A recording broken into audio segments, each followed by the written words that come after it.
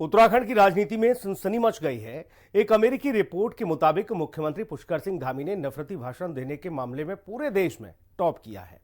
अमेरिकी रिपोर्ट में उन नेताओं और लोगों की एक लिस्ट तैयार की गई है जिन्होंने 2025 में सबसे ज्यादा भड़काऊ बयान दिए हैं। इस लिस्ट में मुख्यमंत्री पुष्कर सिंह धामी ने पहला स्थान हासिल किया है। इस रिपोर्ट ने धामी सरकार के सुशासन के दावों की पोल खोल दी है। सीएम धामी के भाषणों में लैंड जिहाद जैसे शब्दों का लगातार इस्तेमाल हुआ और इस खुलासे के बाद कांग्रेस ने सीएम धामी पर हमला तेज कर दिया है। सीएम पुष्कर सिंह धामी के नफरत भरे बोल।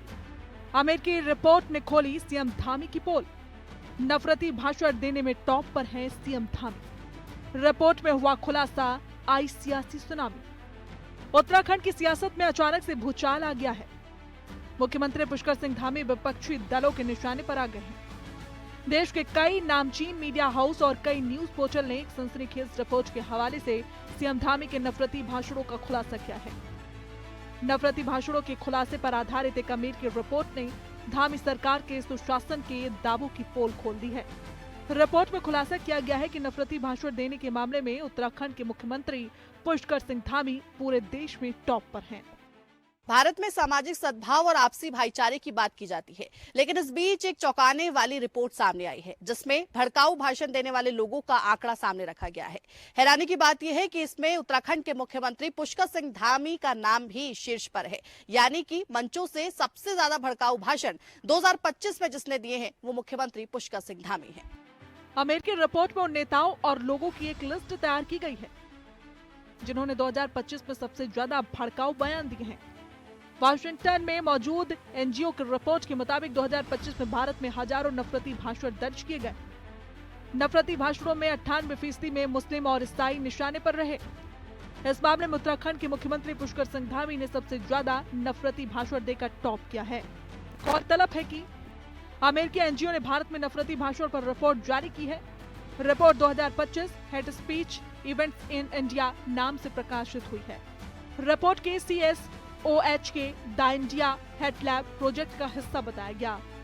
रिपोर्ट के मुताबिक 2025 में भारत में 1318 नफरती भाषण दर्ज किए गए।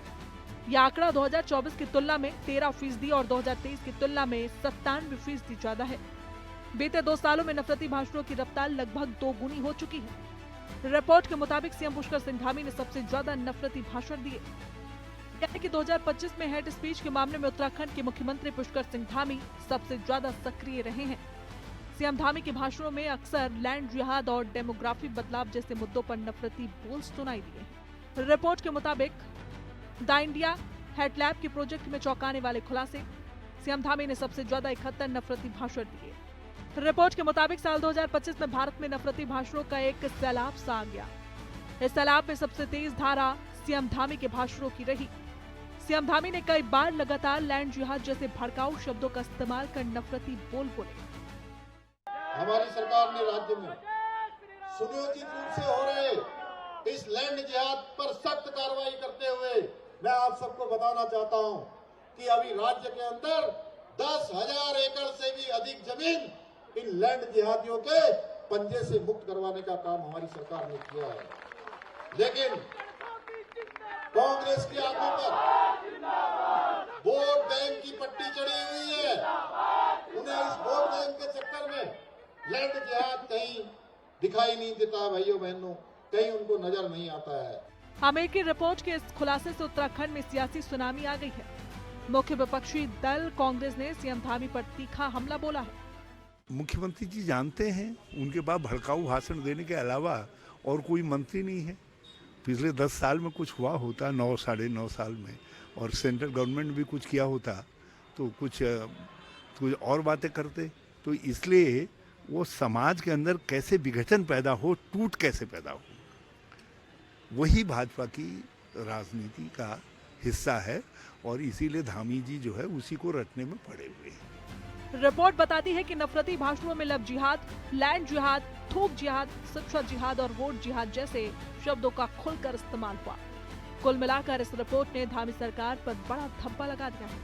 अब देखना यह है कि सीएम धामी खुद की छवि पर लगे इस दाग को धो पाएंगे या फिर आगामी चुनाव में बीजेपी का बेड़ा गर्क कराएंगे।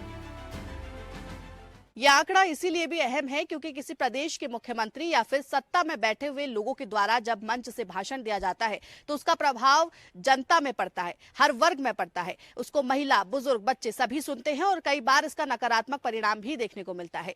मुख्यमंत्री पुष्कर सिंह धामी द्वारा जो भड़काऊ भाषण दिए गए और जो लिस्ट में नाम आया है, इससे कई तरीके के सवाल खड़े होते हैं।